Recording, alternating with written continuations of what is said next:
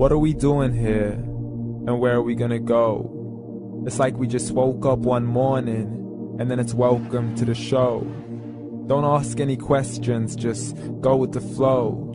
Make as much money as you can, and try your best not to get broke. Copy everything you see on the TV, from the hairstyles to the clothes, and don't think too often, just do exactly as you're told. And if you ever get confused, then just turn towards the alcohol.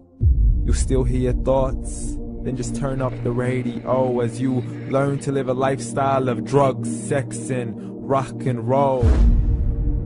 But in all honesty, I just need to know, is there more to the cycle than growing and getting old? Living and dying just to leave behind a happy home and a whole lot of property that somebody else is going to own.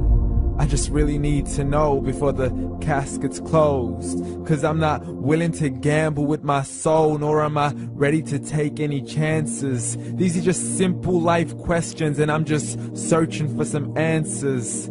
Like, what are we doing here? And what is our purpose? How did we get here, and who made us so perfect? And what happens once we go, or is this world all really worth it?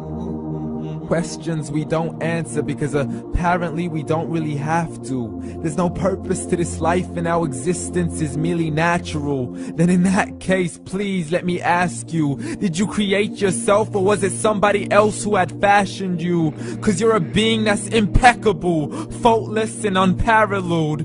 You're a product of supreme intelligence, and I'm merely being rational. For there isn't a camera on this earth that can come close to the human eye, nor a computer that can compete alongside the human mind. And if the whole world was to come together, we wouldn't be able to create a single fly. So many signs, yet we still deny. As science tries to justify that all this could come from none, when it's a simple sum. 0 plus 0 plus 0 cannot possibly ever give you 1. So from where did all this order come? For everything has its origins, a maker, a creator of its own. I mean, the only reason you're watching this video is because somebody had to press upload. So we can believe in the Big Bang, but I'd rather believe in He who caused it to explode.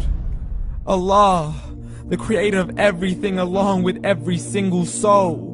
The ever-living, the master, the only one who is in control. Unlike his creation, beyond our imagination. And no, he's not a man, nor does he have any partners in association. He's on his own. And no, he did not ever leave us alone. Just like every manufacturer, he left us with an instruction manual. The Quran and Islam, and I'm sorry to jump to conclusions, but it's the only one possible.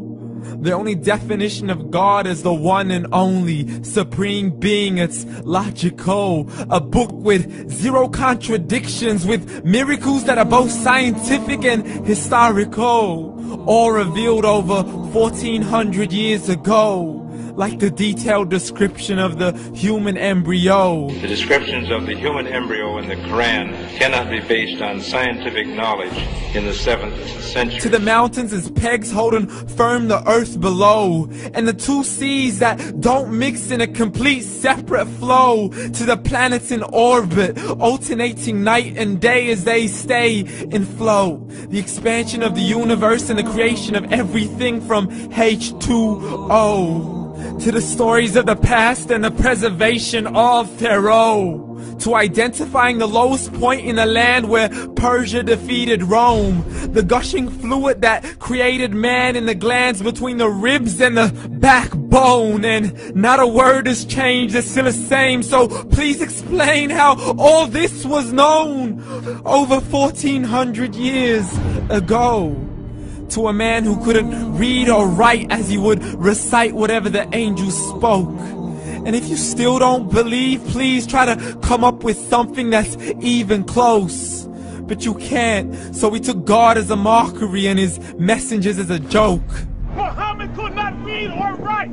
How somebody who can't read or write gonna start a religion? Dismiss these scriptures as legends and tales of the ancient folk, as we live life according to our whims, desires, and hopes. saying this life is the only home we will ever know.